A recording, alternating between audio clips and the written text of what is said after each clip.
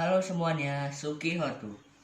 Nama saya Firyawan Suryali dari Narada School kelas 7C. Hari ini saya akan bercerita tentang sebuah teks fabel yang berjudul Kura-Kura dan Kelinci. Tokoh utama dalam cerita fabel ini adalah kura-kura dan kelinci.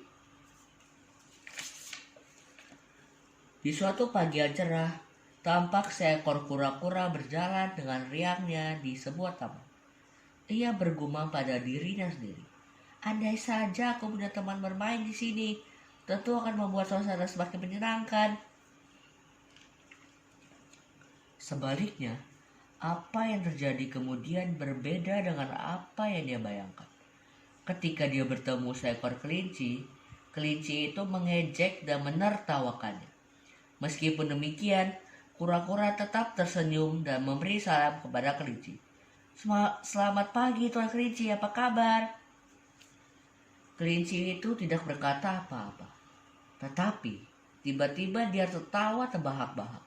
Aku tidak bisa menahan tawa ketika aku melihatmu, Tuan Kura-kura. Mengapa? Adakah sesuatu yang lucu denganku? Kamu berjalan dengan sangat lambat, Tuan Kura-kura.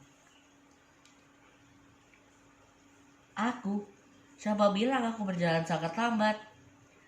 Dengan kakimu yang menggelikan itu, aku yakin kamu tak bisa lari. Kamu cuma bisa berjalan pelan saja. Akan tetapi, tak ada masalah dengan kakiku kok. Kura-kura sebenarnya marah, tetapi ia tetap tersenyum. Lalu ia berjalan dan berkata, "Selamat tinggal Tuan Kelinci, sampai jumpa." "Tunggu Tuan Kura-kura, kemana kamu pergi? Kamu pikir bisa pergi jauh dengan kakimu itu?" Mendengar hal itu, kura-kura pertama marah. Tetapi, ia mencoba menahan marahnya. "Mengapa kamu selalu mengejek dan memperolokku?" Mendengar apa yang dikatakan kura-kura, sang kelinci tertawa lebih keras. "Bagaimana aku tidak menertawaimu? Karena kamu tidak akan pernah bisa berjalan secepat aku, kan? Tidakkah kamu tahu bahwa aku adalah binatang tercepat di hutan ini?"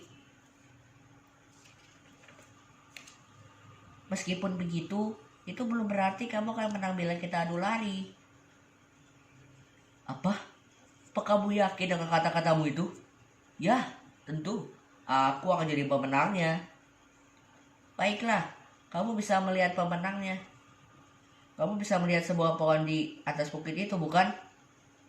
"Ya, ada apa dengan pohon itu?" "Sekarang, mari kita berlari ke sana. Siapa yang bisa mencapai pohon itu lebih dulu di antara kita, dialah pemenangnya." "Apakah kamu sungguh-sungguh, Tuan Kura-kura?" "Ya, Tuan Kelinci. Mari kita mulai balapan ini. 1, 2, 3. Kura-kura tertinggal jauh di belakang kelinci. Kelinci memang binatang yang dapat berjalan jauh lebih cepat jika dibandingkan dengan kura-kura. Setelah berlari dan meninggalkan kura-kura jauh di belakangnya, kelinci mulai berpikir, "Lebih baik aku istirahat dan berbaring dulu di sini. Setelah kura-kura sampai di sini, aku akan melompat dan berlari kembali." Maka berbaringlah kelinci dan tertidur. Ia tidur berjam-jam lamanya dan ia pun tidak mendengar ketika kura-kura melewatinya. Kura-kura bahkan sudah jauh meninggalkan kelinci yang sedang tertidur.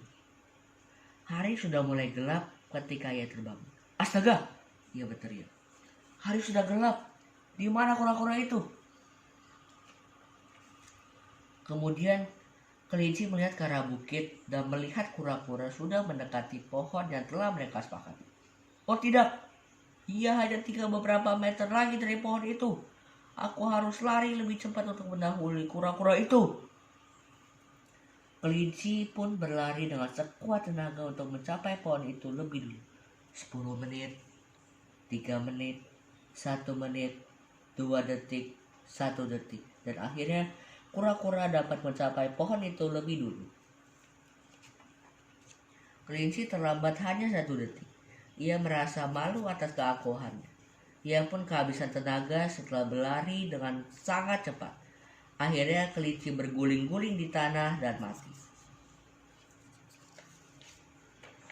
Pesan moral dari cerita ini adalah jangan pernah menganggap remeh orang lain. Setiap orang memiliki kekurangan dan kelebihannya masing-masing. Dan sikap sombong seseorang suatu saat nanti pasti akan terkalahkan oleh rasa kerendah hatian orang.